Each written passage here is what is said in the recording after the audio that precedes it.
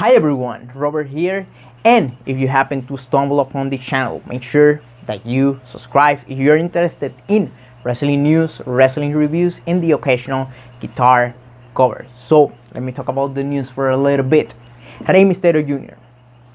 There have been rumors that I also reported, but I reported as a rumor, right?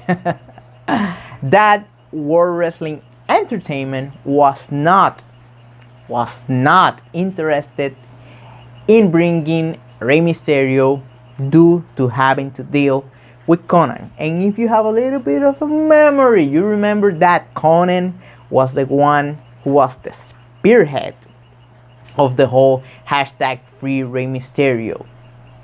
And there was a guy who clarified this whole situation, and his name is Hugo Savinovich. You might know him by just looking at it.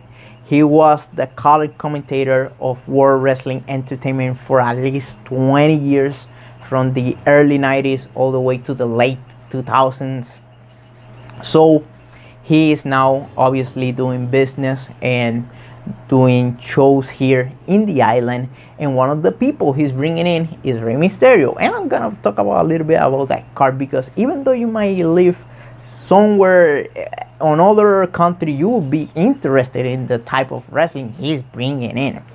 But that's beside the point. He's bringing in Mysterio, and Hugo asked Konnan, hey, what's up, man, with the whole rumor about WWE not wanting Rey Mysterio. And I guess Konnan answered by saying, hey, it is not that WWE doesn't have any interest. They have interest, but they are not willing to meet our requirements. I guess either Rey Mysterio is asking for a little bit of a pay raise, or he's asking for a little bit more of free time, family time. And obviously Rey Mysterio, he loves his family. He's a family man, so that is probably the whole situation right there. They're not willing to meet at a middle ground. So what all of this means? That means that Rey Mysterio is still opening the market after his Lucha Underground contract expires. So I won't be surprised if GFW is willing to obviously give him the money he's asking and give him the paycheck he's asking for. As for WWE, they still have interest, but they are not willing to invest in what Rey Mysterio is asking. So there is still a bidding war out there. So I want Rey Mysterio to land in GFW, but if he's gonna get a lot of money from Vince, go ahead and do it, man. You gotta provide for your family. And let's talk about the card that Hugo Savinovich is building here. Listen to this, man. He's putting a female match together. Listen to this. It's gonna be Taya versus Ivelisse Velez. The second match he's building in is Johnny Mundo, Johnny Nitro, versus El Mesías Ricky Banderas, whom you might know him as Mil Muertes or Judas Mesías in TNA.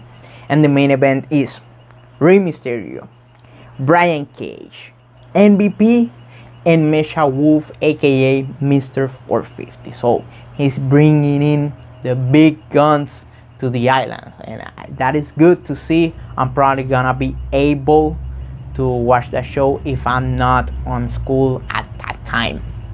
Also, by the way, I'm gonna be doing my live review of GFW Impact tonight, Friday night, 10 p.m.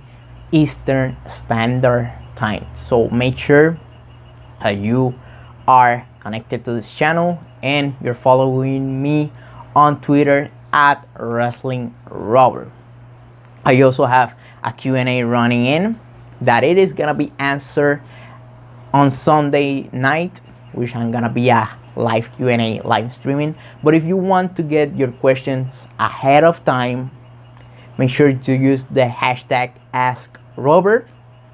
You can ask me anything, and I am the one obviously gonna decide if I'm gonna answer it or not. But bring in your interesting question. This is it for me. Thank you so much for listening all the way through, and I will see you tonight with the GFW Impact Review. Goodbye, and thanks for listening.